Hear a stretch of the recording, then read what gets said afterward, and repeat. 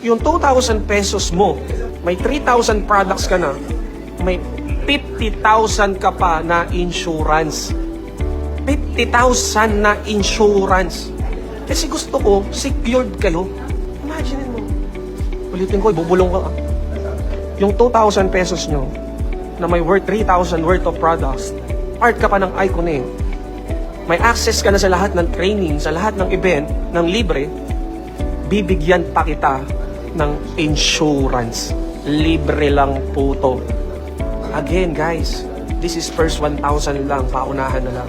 Ngayon, at hindi ka pa part ng company or ikaw ang sumali, lahat ng kapag-anak mo, isali mo na sa 2,000. Kasi bibigyan ko sila ng insurance.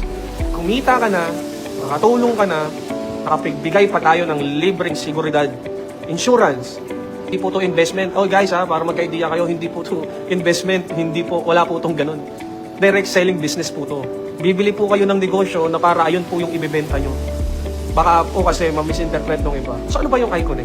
Lahat, darating ang time, lahat ng binibili mo, araw-araw, ultimo, pati suka toyo, mabibili mo sa Iconet yan. Discount makukuha mo dito. Mas mura mo siyang mabibili. Kasi kung kumakain ka araw-araw, lahat ng ginagawa mo araw-araw, lahat makukuha mo sa Iconet yan. Even the restaurant, sa mga kinakainan mo, nakilala, magkakaroon ka ng discount pag may card ka ng Iconet. That's the future of Iconet. Kaya wala kang choice. Kasi ang tao mahilig sa libre. Ang tao mahilig sa discount. For only 2,000 pesos, makakapag-start ka na ng negosyo. May lifetime support ka na sa company na ituturo lahat ng training. Paano ka bebenta sa TikTok, Shopee, Lazada.